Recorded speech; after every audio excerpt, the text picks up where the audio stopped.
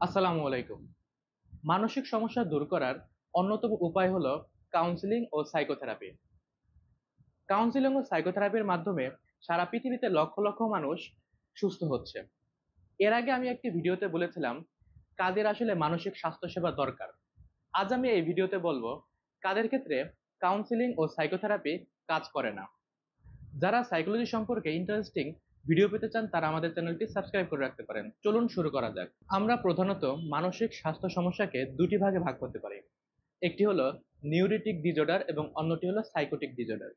Neurotic disorder হলো যে সকল রোগগুলো হওয়ার ফলে মানুষ বুঝতে পারে যে তার মানসিক সমস্যা রয়েছে এবং সে তার উপসর্গগুলো বুঝতে পারে এবং অন্যজনের সাহায্য চায়। তারা সাইকোলজিস্ট, সাইকিয়াট্রিস্ট অথবা ডক্টরের মাধ্যমে তাদের সমস্যার সমাধানগুলো করতে চায়। এই ধরনের রোগীদের ক্ষেত্রে কাউন্সেলিং এবং সাইকোথেরাপি খুবই ভালো কাজ করে। যেমন ডিপ্রেশন, অ্যাংজাইটি, ওসিডি এই ধরনের যে সমস্যাগুলো আছে এগুলো সাধারণত নিউরোটিক ডিজঅর্ডারে হয়ে থাকে।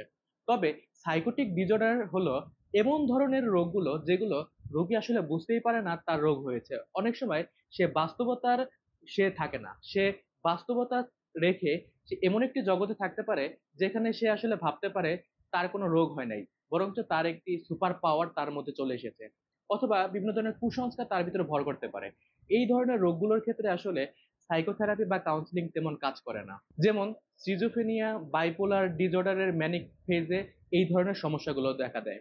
তাদের ক্ষেত্রে অনেক সময় হ্যালুসিনেশন, ডিলিউশন এবং বিভিন্ন ধরনের ভ্রান্ত বিশ্বাস, চিন্তা এগুলো দেখা যায় এবং যেটি আসলে কোনোভাবেই ওষুধ ছাড়া সাইকোথেরাপি অথবা কাউন্সিলিং এর মাধ্যমে সমাধান করা সম্ভব না। এই ধরনের রোগীদের ক্ষেত্রে আগে ওষুধের মাধ্যমে কিছুটা নিয়ন্ত্রণে এনে তারপরে সাইকোথেরাপি দিলে তারা খুব ভালোভাবে এবং খুব সহজে সেরে উঠতে পারে। সাইকোথেরাপি কাজ না করার দ্বিতীয় কারণটি হলো রোগীর মানসিকতা এবং সহযোগিতার অভাব। রোগী যদি ইচ্ছুক না হয়, তার যদি সদিচ্ছা না থাকে, তাহলে কাউন্সিলিং প্রক্রিয়া কখনোই সফল হবে না। তাছাড়া রোগী যদি কাউন্সিলরের সাথে মিথ্যা কথা বলে, তার সমস্যাগুলো লুকানোর চেষ্টা করে অথবা তার ইন্টেনশনই থাকে এরকম সে অন্যের উপরে দোষ চাপিয়ে নিজে মুক্তি পেতে চায়, সেক্ষেত্রে কাউন্সিলিং প্রক্রিয়াটি ব্যর্থ হবে এবং তার ক্ষেত্রে কাউন্সিলিং প্রক্রিয়া কাজ করবে না। আবার অনেক সময় এমন হয় রোগী বা ক্লায়েন্ট সে বারবার মিস দেয়, সেশন মিস দেয়, সেক্ষেত্রে আসলে কাউন্সিলিং প্রক্রিয়াটি ভালোভাবে কাজ করে না। আবার রোগী বা ক্লায়েন্টের মধ্যে যদি অবাস্তব প্রত্যাশা থাকে, অর্থাৎ আমি এক সেশনেই ভালো হয়ে যাব বা আমি দুই সেশনেই ভালো হয়ে যাব অথবা কাউন্সিলর আমার সমস্ত সমস্যার সমাধান করে দেবে, আমার কোনো ধরনের কাজ করা লাগবে না, এই ধরনের ইন্টেনশন যদি থাকে বা এই ধরনের তাদের মধ্যে যদি একটি ধারণা থাকে, সেক্ষেত্রেও অনেক সময় কাউন্সিলিং প্রক্রিয়াটি ব্যর্থ হতে পারে।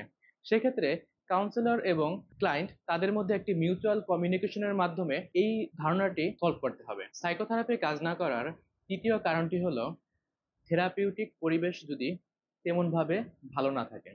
একটি থেরাপি সম্পূর্ণ করার জন্য বা একটি কাউন্সিলিং সেবা দেওয়ার জন্য নিরাপদ, গোপনীয়তা বজায় রাখে এমন একটি পরিবেশ এবং রোগী যাতে ভাবে সে সেফ, এরকম একটা পরিবেশ আসলে তৈরি করা দরকার।